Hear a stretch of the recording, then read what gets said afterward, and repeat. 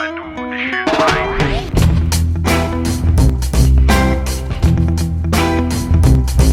Like a left-handed Rooney, I do the shit right. Now falling faster, but I'm still. No parachute won't help me now. See ya, I moved on to let go. Welcome back to Art Town, Montana with your host, Brett Boundy. Today we're going to carve a thing. And when I say today, I mean today for you. It'll take me a couple weeks between work and doing my taxes, chores and all that stuff. So I have this very cool stump here. What I see in this stump is a woman's face, kind of near the middle. Wind is coming in from the left side and her hair is blowing off to the right side. This stump here offers some gifts and some challenges. The grain will be going vertically where her face is, and then it will change and flow along the direction of the hair, which is really great. That's a gift. On the challenge side is, will there be enough meat here to carry enough volume of hair to look cool and not stringy, right? And then also, there's this rock here. What am I gonna do about that rock? Okay. So, I'd really like a model for this project. I don't need a model. Even if I have one, the idea isn't to replicate someone's face in wood. The art piece won't look like the model, you know, maybe a sister or a cousin at most. But it would be nice, besides having the physical reference, it would be cool if we could find someone who could lend her charm, her charisma, herself to the project. I think it would make the final piece more alive in the end. I could probably sweet talk Erin into holding still for me for a while. She was actually the goddess of autumn. I don't know if she minds me telling you that or not. I'll find out later. But beauty comes in many forms, and I want a different face for this. But I guess I'm getting a little ahead of myself. Before we find a person, I'm going to draw a little cartoon and make sure this concept works. And if it does, I'm going to make a little model, and then we'll find our person and start carving. So here's our little cartoon. You can see the wind blowing in on the left and her hair flying along these roots here. I think it'll work. Okay, here's my little clay mock-up. I like to work in clay first. It's very forgiving. You can add and subtract with clay, you know, where carving is a very one-way process. Once you cut off something important, it's gone forever. So this is not exactly how it will look. It's just a guide, kind of a three-dimensional guide for me. So I've got the face drawn on here, you know, just sort of where it goes. And I've got my baby's chainsaw today. Baby may be an exaggeration. It's not quite the very smallest one. It's maybe a toddler chainsaw. I've got my Fisher-Price toddler chainsaw here. So we're going to start it up, and we're just going to knock a bunch of wood off and get started here.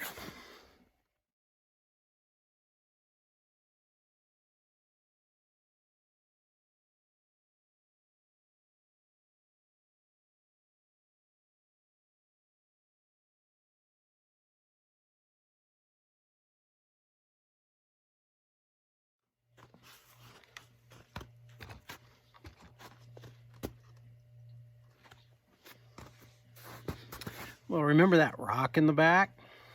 I forgot how high up it was. I just hit it with my chain. So that nothing like hitting a rock to really screw up a chain.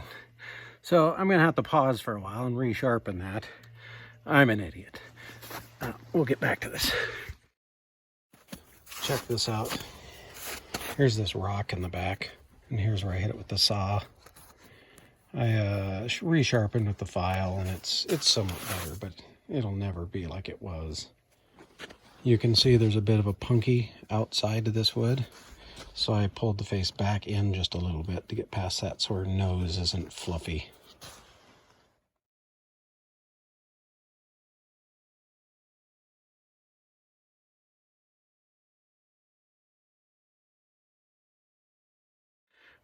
You notice me sticking the nose of this saw in. And if you're new to chainsaws, you'll read the manual. It says never ever stick the nose of the chainsaw in because you'll get kicked back and kill yourself. And it's good advice. You really can get kicked back.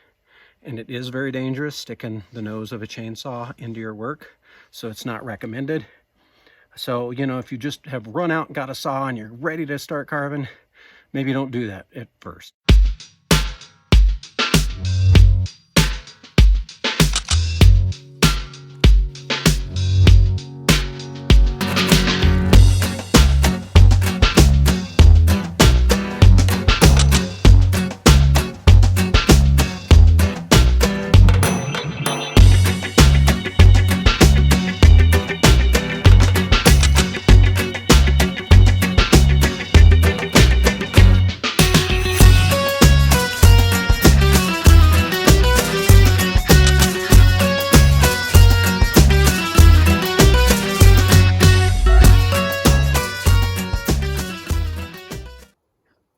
Now this makes my brain hurt.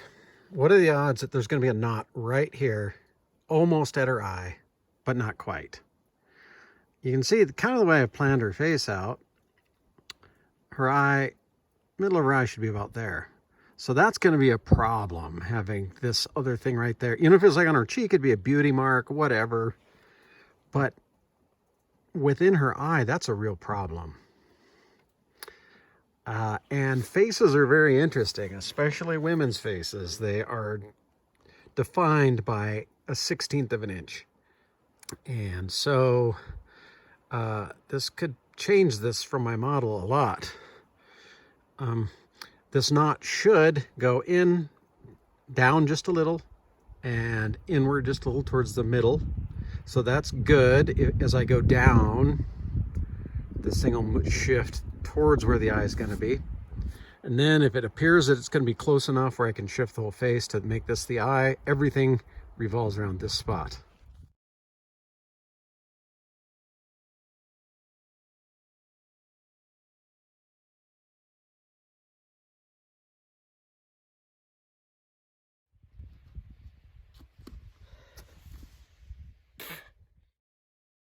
Okay, so I'm busting out the Victoria's Secret reference material. It gives faces from different angles. I didn't do a great job of getting some pictures from my model. I did the side and the front, and I didn't do the kind of angle very well. And then also, this knot, I don't want to be a big whiner, but check this out. This is killing me. So I've kind of sketched our face on here, but check this out, man. I don't want to be whiny, but you don't see that much of people's pupils, right? And it's dark. I don't know what to do.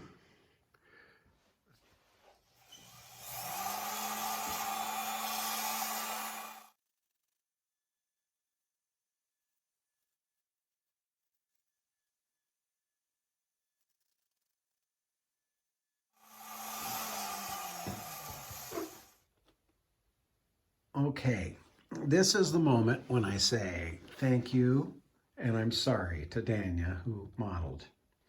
Of course, this is just a proto face, so don't get too worried. But I am going to have to diverge from the Danya. I do not feel right about, well, she may look beautiful and crazy, and I don't want to do a crazy Danya. It just doesn't seem fair. I'm working on her nose now. I'm doing the little curls into the sides, and once that is complete, her face is set. It will be what it will be.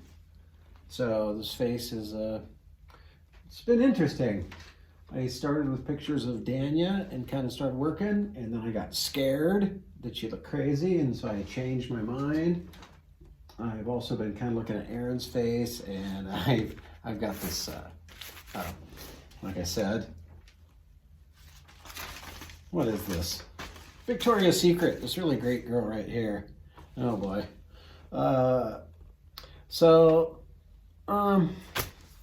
She's her own person. She's a mix of many people, as we all are, right? Not only a mix of many people, but then her own self.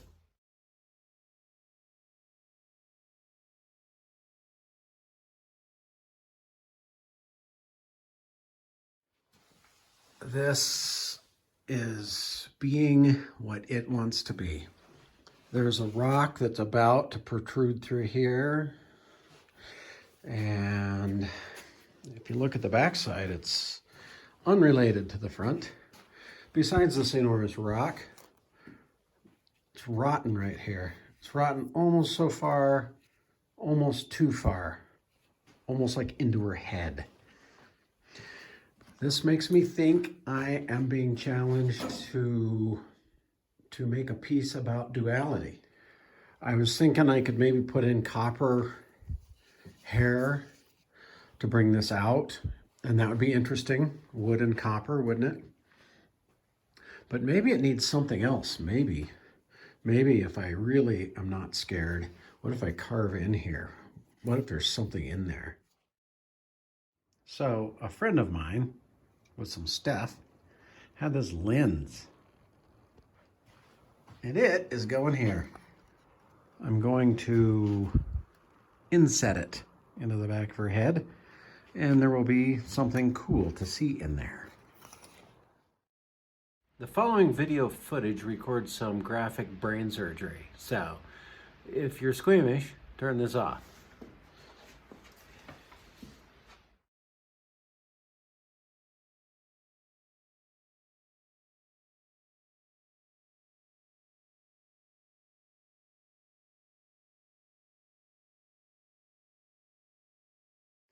It takes a bit of a leap of faith to take your carving that you've taken this far, you know, put 40 hours into, and then go ahead and carve a hole in the back of her head. I've carved the dragon's eye down inside there. I think it'll really jump out when I've taken oil paints to it, made red scales and a green eye. I think it's going to be pretty dramatic. And then, of course, the copper hair in the back. How do you think that'll look? Any ideas? I've mixed up some oil paints, some green, a little blue, some white, some black.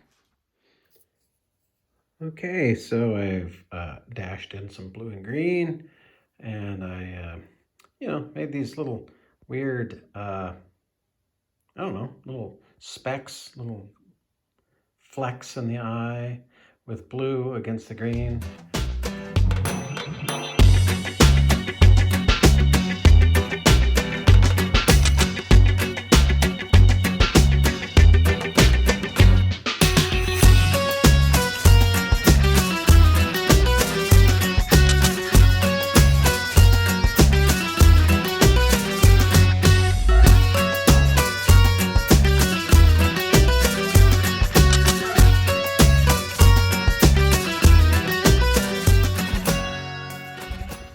So here I sit fashioning bands of hair for the back of the sculpture.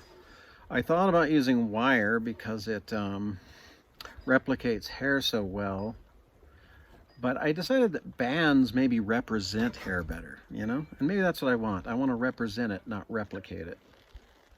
It'll take me probably 4 hours to do all of them. And that seems pretty tedious, I'm sure, and that's because it is, but it is meditative, I guess. And that's good. You know, maybe I'll achieve enlightenment, right? Kind of like the Buddha sitting underneath the banyan tree, meditating till he found enlightenment.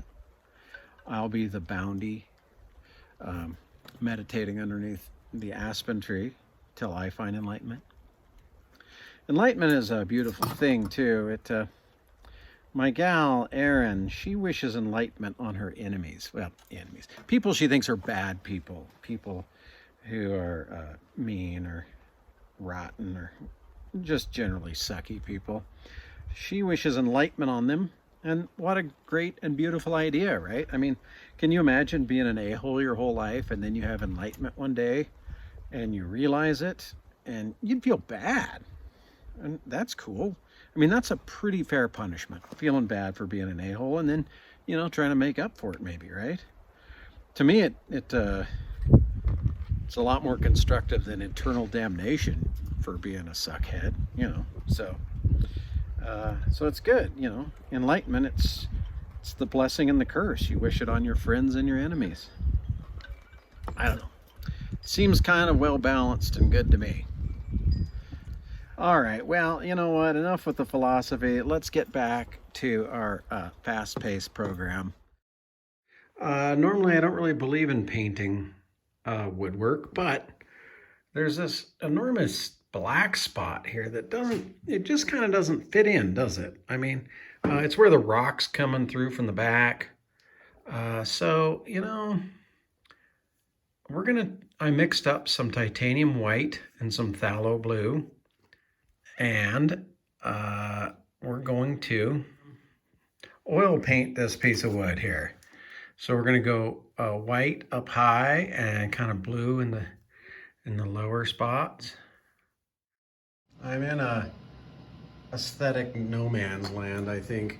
This blue is excessive. I'm going to try to sand this blue off, but just leave a hint of blue, maybe. It's not working for me. Then the other question is, you know, I was going to put these strips of copper in for the hair and back. And I've just kind of placed them a little bit, so you have to use your imagination. What if there were 3 times as many strands, or 4, so the whole back was just these strands of hair flying? And I'm liking this copper band here around the kind of the viewport. So that's the next thing. We're gonna solder this band together. I think so it'll go just actually outside my lens. I'm gonna make this copper band into a copper ring. I'm just gonna solder it together. So you just need a little soldering paste flux.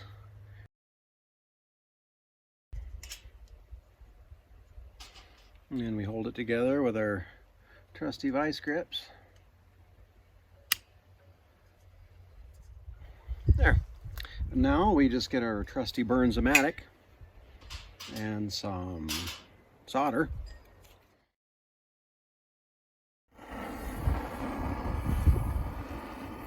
And it's just like sweating a pipe, I guess. Sweating a fitting on a copper pipe.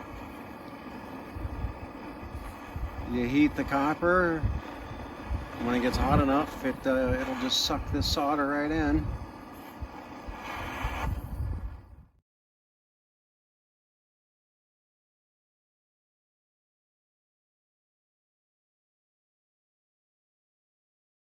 No, she's rocking for sure. This just seems very much like water, which drew my eye when I first saw it, just because, you know, the river is very important to me. So I was like, okay, that's cool. And maybe I'm way off. Maybe everybody that looks at it thinks it's something different.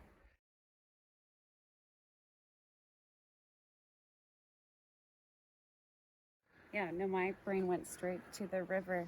And I was like, sweet, she likes it too. Yes, Dania's quite a fisherman. So anyway, but she really exists, and thank you very much for helping me. Okay, here's the completed piece. It's quite a collage of unexpected circumstances. I love how very alive this face is. And I feel that the fractures, the cracks, make her all the more human. I really enjoy the duality aspect of this, something I did not see coming when I started. It's very unexpected, this piece. A person may approach from the side and see this just carved wood in this gentle face, and step around and find this copper and stone and rough wood and of course a dragon's eye.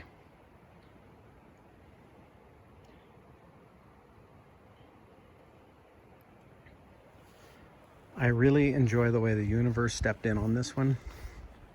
I began with a pretty fair idea, and the universe did say, yeah, dude, that is a fair idea, but I'm gonna throw some rocks and knots and rotten bits of wood at you, and we're gonna make this a lot more interesting.